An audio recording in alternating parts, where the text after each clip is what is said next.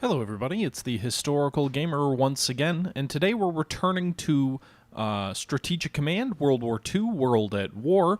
It is September 24th of 1943, and we're about to end our turn and let the Allies play.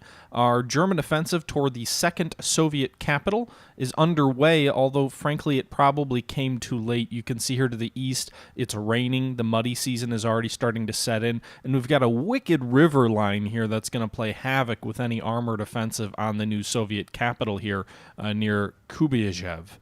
Meanwhile, we also have two armored units flanking to the north near Kazan, which may try and come around the Soviets on the other side of the Volga, or may drive toward the last potential Soviet capital at Perm, so that this could become the last capital that we have to deal with.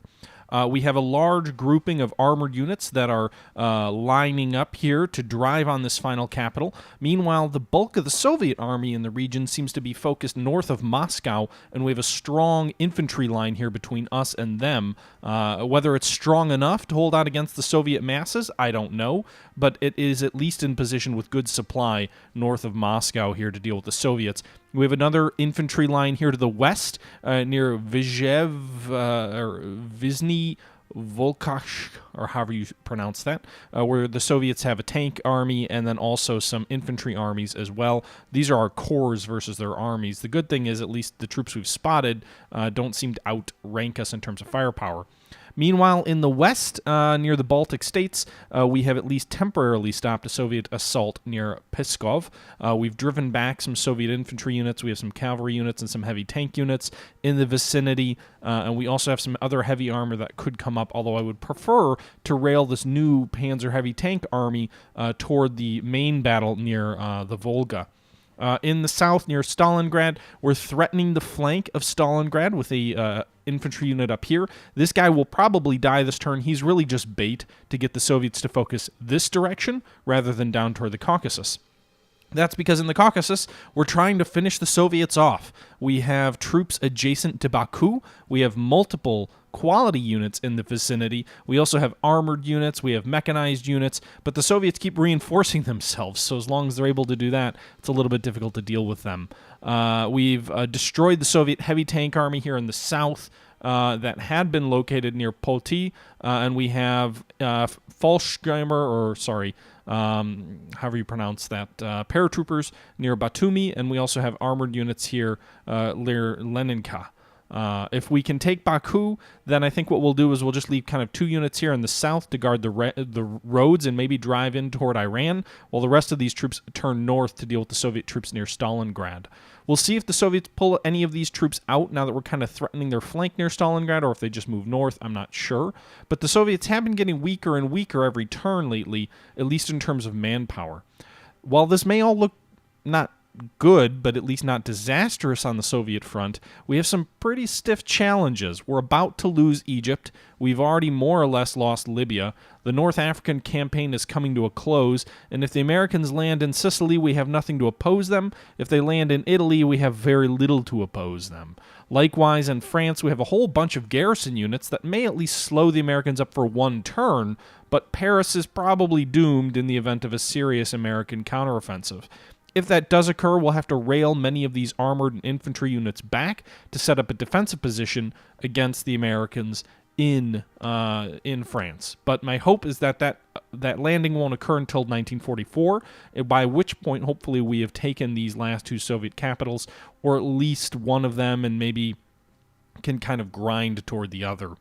That's the situation here in Europe. In South Africa, the Argentinian forces have taken Sao Paulo. They've also taken Porto Alegre, and they're approaching the Brazilian capital at Rio de Janeiro. If they take that, they may be able to knock the country of Brazil out of the war. It also may provide a diversion for the Americans where they feel they need to reinforce troops in South America rather than landing in Europe for the time being. In Asia, we are driving on Rangoon. We haven't been able to take it yet for the Japanese, but we are driving on Rangoon. We've secured the Dutch East Indies area. We are fighting the Battle of Guadalcanal with insufficient supplies and insufficient manpower, so that seems about realistic.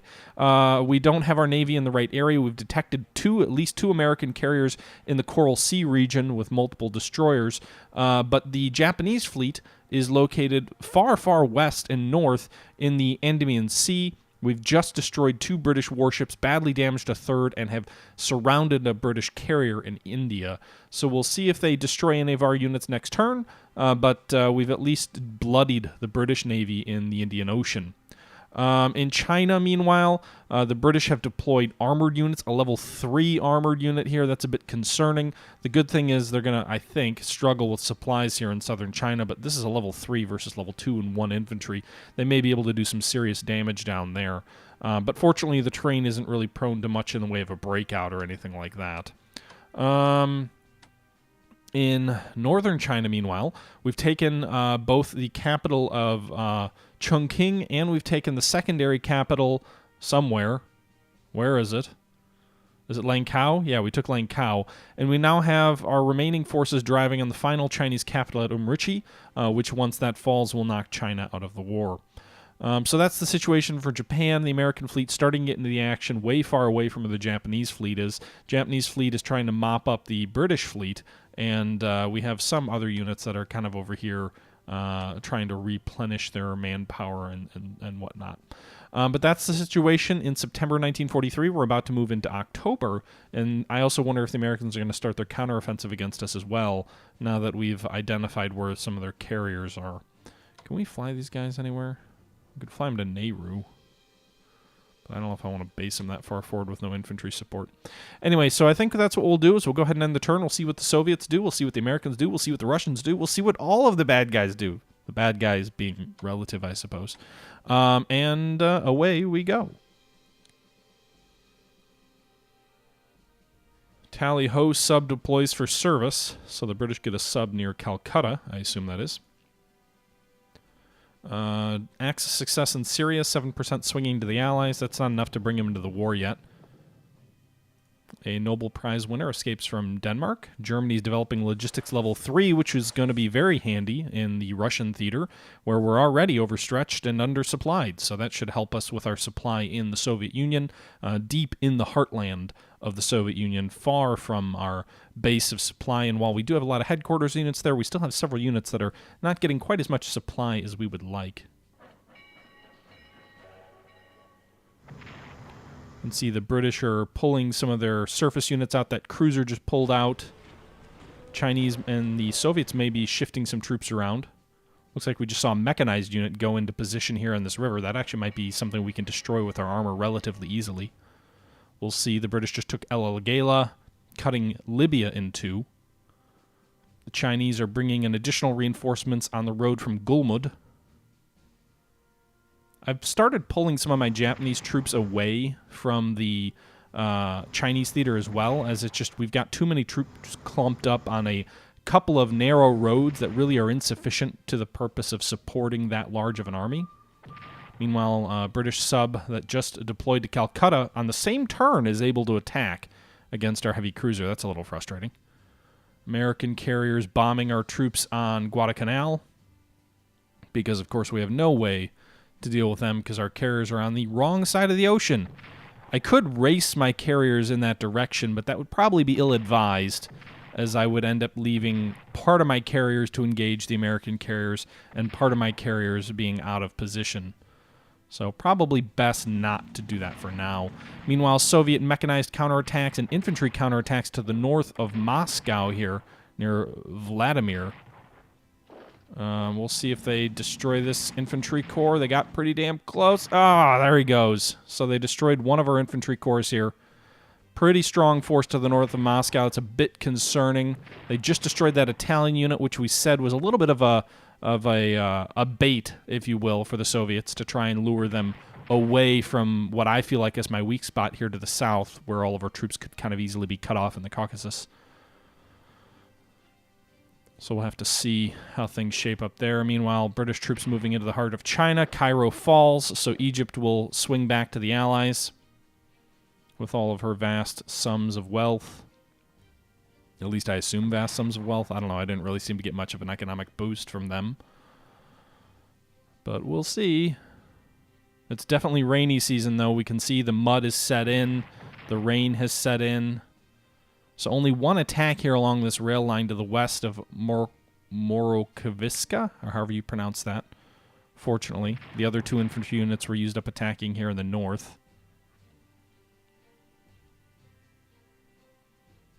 Again, we'll have to see how strong the Soviets are, because the last 2 turns, the Soviet overall strength has gotten weaker. So if that trend continues, that will be encouraging. Although I'm sure we'll lose some national morale, and the British will gain national morale for retaking Egypt. And that will also be interesting to see if that triggers the American invasion of Italy. Although maybe they'll wait for spring, or maybe they'll just go for France instead. I don't know how the game decides what to do when. The torch landings were relatively historical in timing. Not exactly, but somewhat historical. I also kind of disrupted them a bit with some naval actions that badly damaged at least 1 ground unit at sea and destroyed an American heavy cruiser, I think it was, and damaged some battleships. So, meanwhile, the British armor just advanced here in the south of China, but they did literally nothing. And the British have landed troops in Norway. That's bad. I have nothing to oppose them there. These guys are going to switch spots. This army hopefully will be able to... This British unit here in India doesn't appear to have any... It's a level 1 combat. Okay, so it's 1-0-1. All right. We'll see if the British redeploy to defend Rangoon at all. If they pull out of southern China also, that would be kind of interesting. But you can see their landings in northern Norway. That's going to be a problem from a resource perspective if we lose Norway. It could just be the equivalent of what a commando raid is, but I'm not quite sure. Alright, so a lot of British movement here in Southwest Asia, I guess. Is Burma Southwest Asia? Or Southern Asia? It's not really Southeast Asia, is it? It's like South Central Asia. Southwest, I guess, would be like Iran. Because that's technically, you know, or the Turkish part of Asia, I think.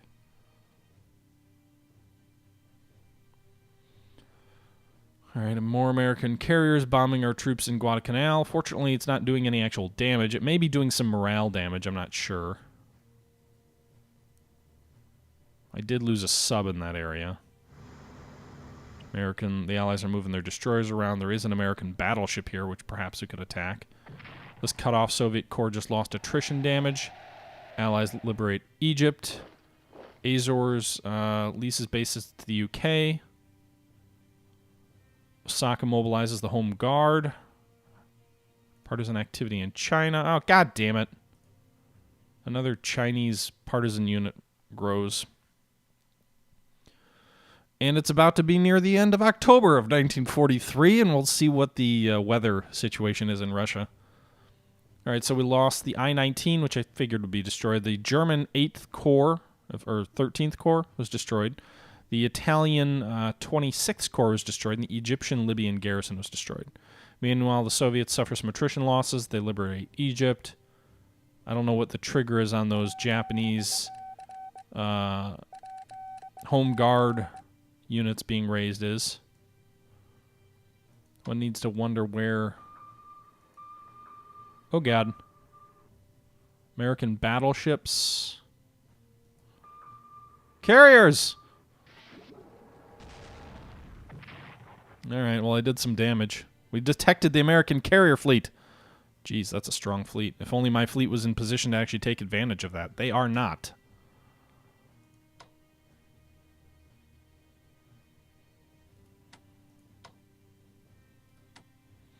I'd rather use my surface ships against them, though. The only problem is these guys are in port. So you can see there I think we hit the port. I don't think we did any actual damage to the ship. Yeah, we're doing damage to the port. We're not doing damage to the ship. I don't want to just get that sub hit for nothing. And I don't think... I can't bomb them because it's raining.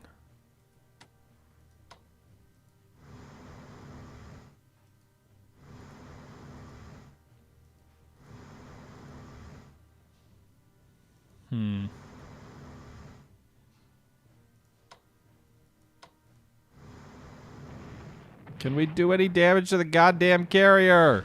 Oh, wow! Maybe because I destroyed the port's defenses? Maybe I got it low enough where that... Well, no damage there.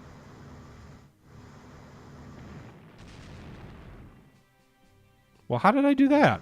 The one guy just, like, completely damaged the carrier. Badly. Nice. I don't really know how it triggers that, or what it... How... I don't know how that works. I can't bomb here either. I don't have any other surface vessels, and it's raining.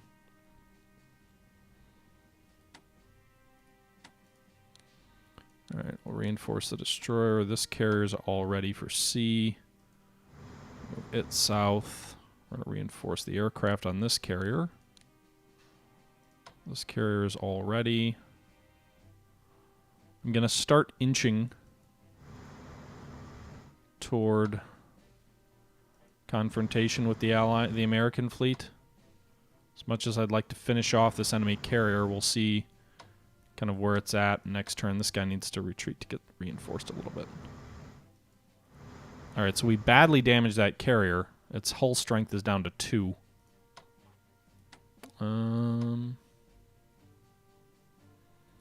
Question is, how do we best deal with the British here? I don't know if I can destroy these guys. Doesn't look like it.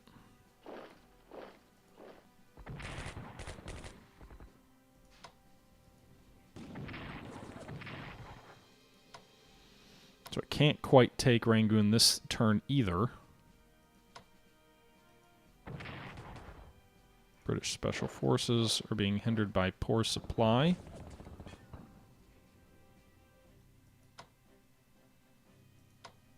Meanwhile, this army here in the south likewise being hindered by poor supply. Nice, that is exactly what I wanted to happen. Aw, boo, I couldn't finish him off.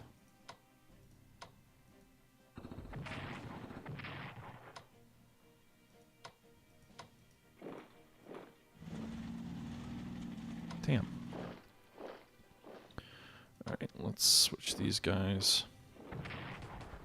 These British units have very poor supply as well. Alright.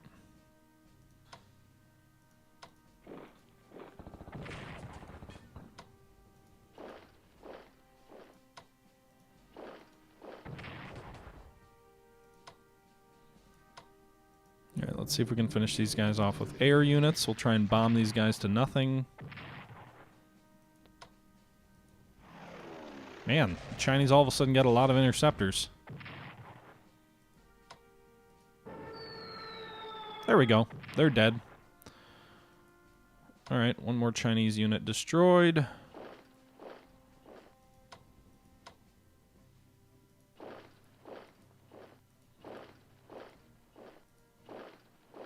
Actually, can we get this guy up here? Not quite.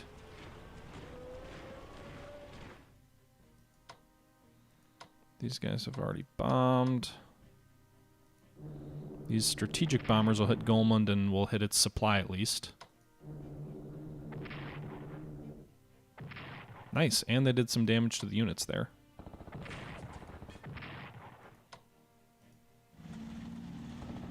I forgot that I now have level 1 mobility.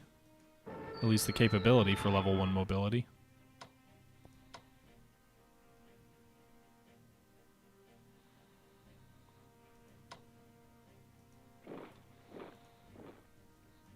Okay, we'll attack there.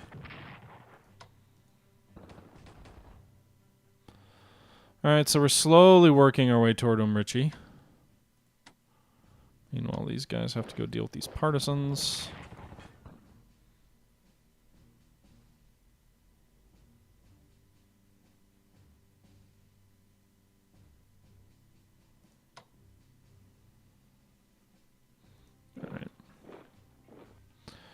Alright, let's see, what do we want to deal with first? I'd really rather just reinforce these air units. Get them up to full strength. Shit. I don't have any fighters in the south for escort. Thought I had a lot more fighters than that. I got the one in the north. This is not a fighter. Is it really just the one fighter escort? I thought I had more than that. Wait. There is an escort down here. Why didn't he escort these guys? Did I already use him? I don't know.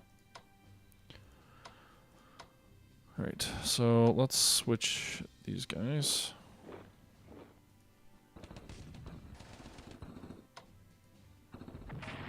Nice. Did 2 damage.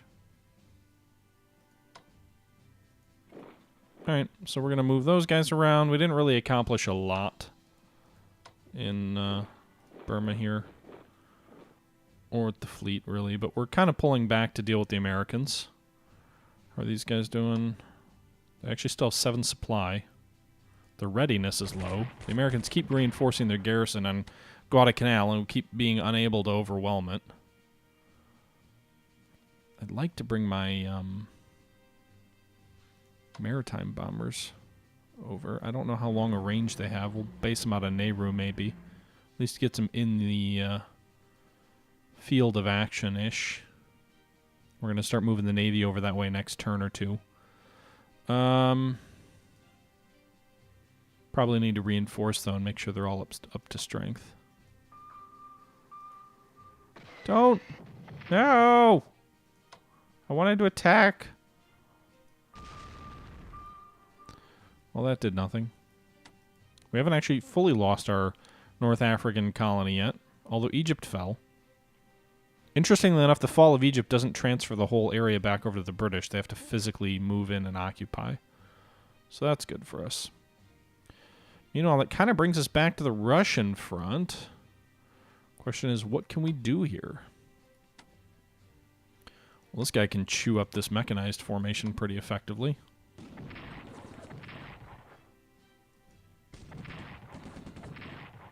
Alright, so that tank needs to pull back badly. These guys move forward. Wow, they've got pretty good range over there. This is definitely tank country.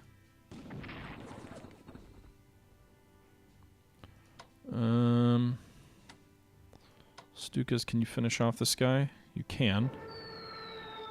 So that mechanized unit in front of whatever the name of the city is taken care of. These guys, I think we need to try and bomb this city so we can kind of get a foothold on this town, which will give us some supply further forward. And then we can also, hopefully, use that as a staging ground for the attack on the capital itself. I think that does it for all of our strategic bombers. We got one more. Alright, our paratroopers will attack there. Infantry Corps will finish those guys off. And we'll move these guys up here. So, alright, so we took this town on the northern edge. These Italian tanks can move forward here. They're level 2 tanks, so they're actually decent. The problem is they can only attack once. These guys already used both their strikes.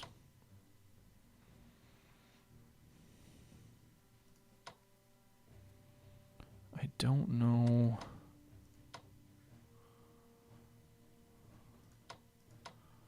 Alright, so we're going to move this infantry up here, I think, because I can... I'm really curious if the enemy has anything at Ishvishka, or however you pronounce it.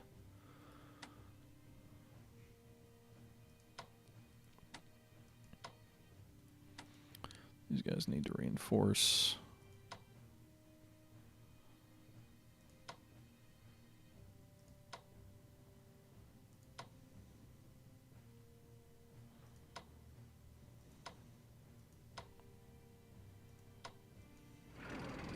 Alright, so there is an enemy garrison here.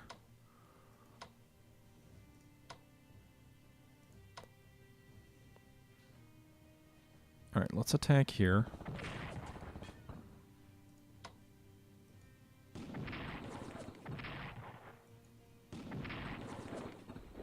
There we go, drove them back.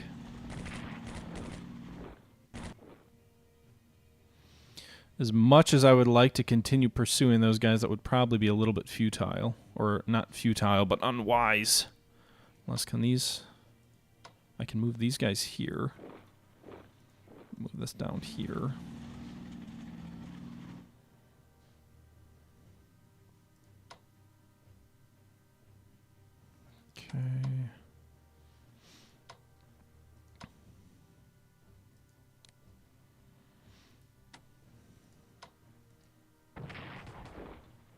Alright, so we drove them back further.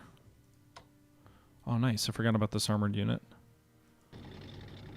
Holy shit, there's a lot of bad guys around here.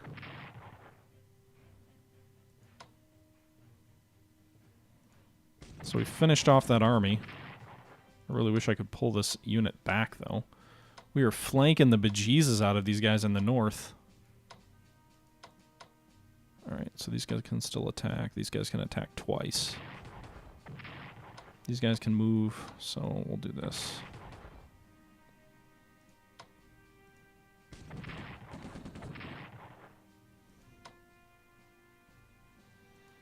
Alright, these guys are going to be vulnerable to counterattack here north of the capital. But we might have actually gotten the attack in time. We're seriously threatening these guys. We've pocketed, or we're threatening to pocket, a good deal of their troops. I'd like to pull these guys back a little bit. I wonder if I advance. Problem is, if I advance, I'm going to get myself stuck in a position I probably don't want to be in. By pulling out, I kind of also open up a hole in my line. Can I undo that? No. Can't undo that. I can force march them into position, but they're going to take a morale hit. A pretty big morale hit. Damn. Alright, these guys need to reinforce. These air units need to move. Hopefully it won't be snowing quite yet next turn.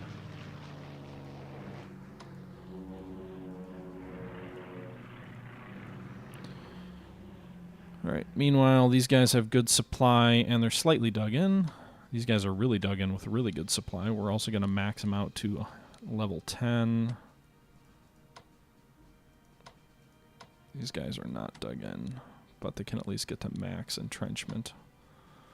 Move these guys up. Alright, we're going to... Shit. I didn't quite want that to go that well. We at least drove back that mechanized unit that had been part of those successful attacks against us. Alright,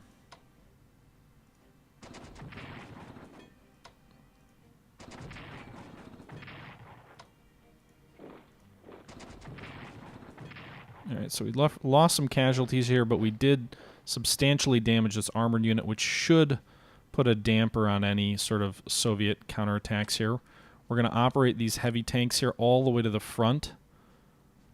The question is where. I guess we'll operate them to Kazan. Can help drive down this plain or maybe toward Perm if the opportunity presents. Alright, these guys are good. Good, good.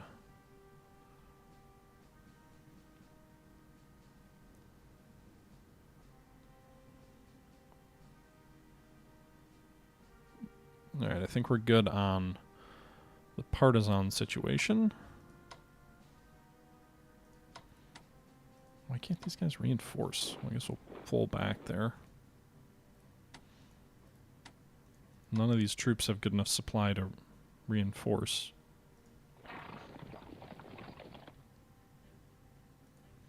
The heavy tanks can upgrade, so we'll spend a little bit of our money here.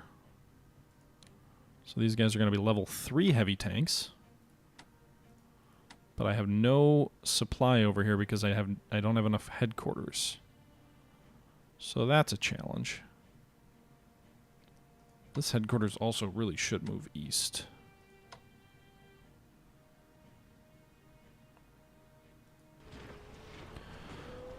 Alright, so what about these guys?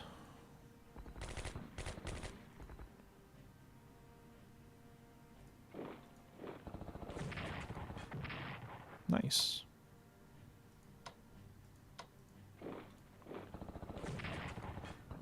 They really shouldn't be able to reinforce troops that are cut off, in my opinion.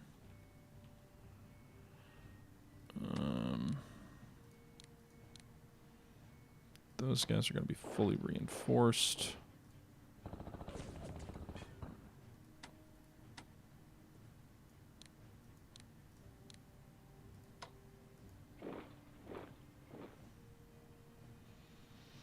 Alright, Alright, so in the south, can these guys bomb anything? It's raining there, so they might as well bomb these cut-off Soviet troops. Destroyed them. Alright, we're going to bombard.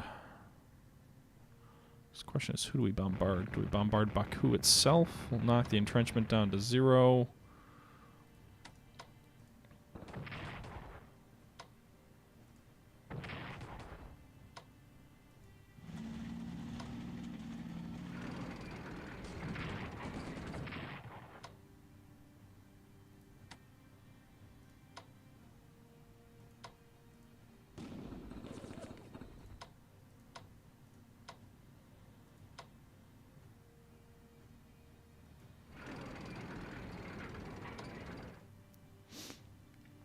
Alright, we're going to fly these Stukas north. Maybe they'll get a little bit better.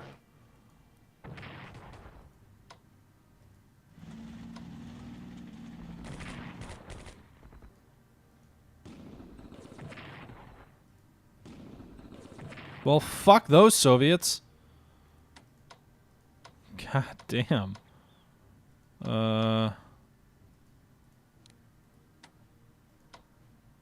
Hopefully they don't go for Tbilisi in our rear with these troops over here. That would be a problem from a supply perspective. We can't really afford to move anybody there, though.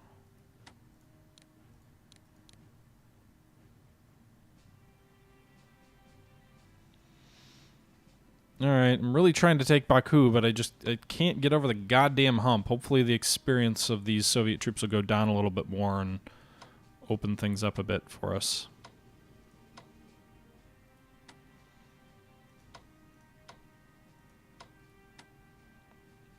Do we want to move here just to try and draw the offensive north a little bit again?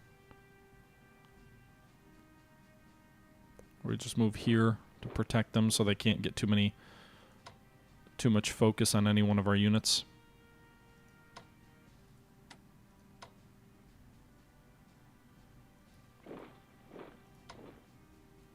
Alright. Let's move them there. Moved most of these guys. These guys can be reinforced. What about these? Nope. They already attacked.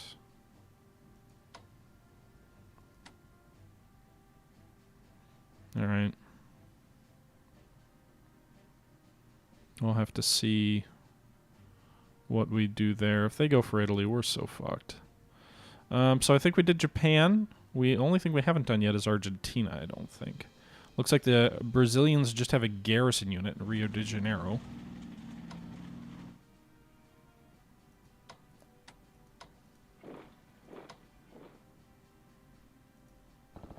It is dug in pretty heavily, though. And it's going to be difficult for us to dig them out. We're going to have to really rely on this garrison unit to come up and launch simultaneous attacks. Hopefully the Americans don't send anything to relieve Brazil, because if it is, we give 4 or 5 months and Brazil's done. Meanwhile, we do still have quite a bit of money, or not quite a bit, but a fair amount of money left. Germany is researching advanced tanks still, and advanced fighters. We're already level 3 tanks. We're also researching logistics. We'll spend a little bit more to research a little bit more there. A little bit more on advanced tanks. That'll spend all of our money. We do need more units, but also being able to level up our existing units to equal the inevitable Allied leveling up is going to be important. If I can get Italy to level 1 infantry weapons, that'll go a long way to help. Meanwhile, Japan... We need better fighters. I need more fighters, too. I just spent most of my money. We've already maxed out spending on mobility, so we'll get a little bit of money back there. Is there anything else we've maxed out that we can get some money back on? Doesn't look like it.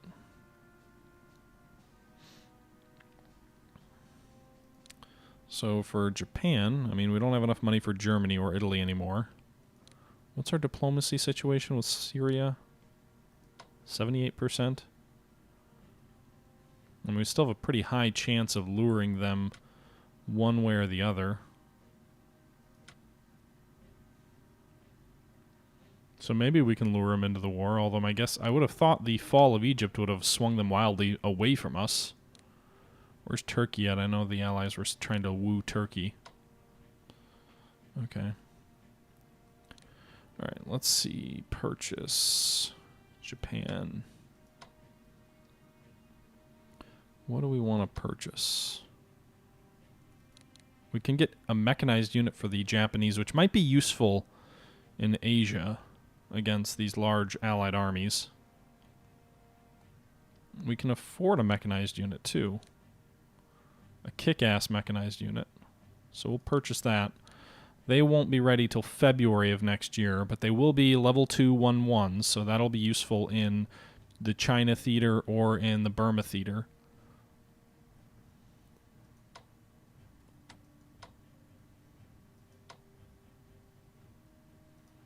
You know, kind of sort of inching our aircraft forward as well.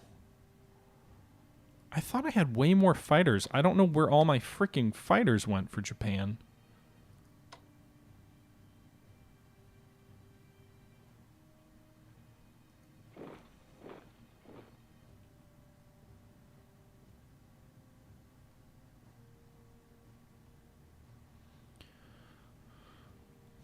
I mean, we've got one fighter in the south. We've got one fighter in the north. And that seems to be it. I thought I had like 3 or 4 fighters in China. I don't think I moved anybody.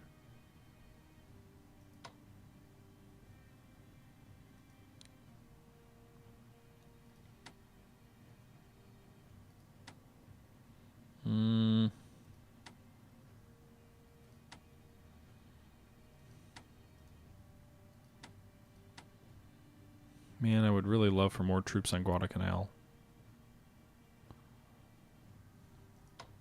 These bombers may relocate if we can. These fighters can't really get there, I don't think. Otherwise, they might do some damage against the American carriers. Yeah, I think that's going to do it for this turn. October of 43, the Japanese fleet's starting to reposition to deal with the Americans after dealing the British a pretty heavy blow, although not quite finishing them off. In China, things are kind of what they've been, a slog. In southern Russia, things are kind of stalemating a bit, which is a little bit frustrating. But I'm going to move these guys back here so they can redeploy to Tbilisi if necessary. Meanwhile, in northern Russia, we did have some encouraging signs as we kind of approached the Soviet capital. We're kind of flanking them to the north, but we're also having an opportunity here in the center as well to kind of push across this river line here against troops that aren't all level 2 yet either, so that's encouraging. If we go to the reports, let's take a look at where the Soviets are in a ground unit perspective. Wow! They are a lot weaker. They were 77 just a turn or two ago. They're down under 70 after this most recent turn. They're suffering some pretty heavy casualties. They're rapidly weakening. The main question is whether we can obliterate them before the Americans and British counterattack in Western Europe. That's a huge question right now. You know, we had an opportunity maybe to drive directly for Perm, and we might still have that opportunity if we can kind of milk this, but we also need to make sure that if we have an opportunity in these flat plains here, when it's not yet the dead of winter, which maybe we have one more turn. It's starting to snow here in the north. I mean, we've got to take both these cities, and, you know, you don't want to pass up one in the opportunity of becoming too cute, because the Soviets also do have quite a strong force to the north of Moscow that could potentially be a problem in the not-too-distant future. They did just destroy one of our ground units over here. So, yeah, we're going to have to see how this all plays out. I'm actually going to pull this guy back here. Maybe he can reinforce if he's off the front line, because none of these guys can reinforce where they're at due to supply issues. I really need another headquarters unit further west. I don't have the strength for it. These guys are so, I mean, we're kind of holding north on the Moscow line while we're trying to drive toward Perm and Kumezhev. But anyway, guys, that's the situation right now.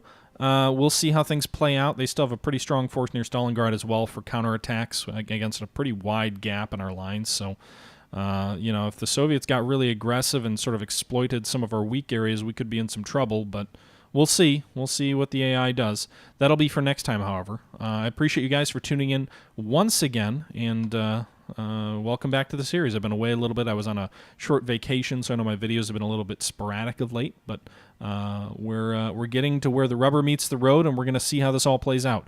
Until next time, though, guys, this is the Historical Gamer, as always, saying thank you for watching, and I'm out.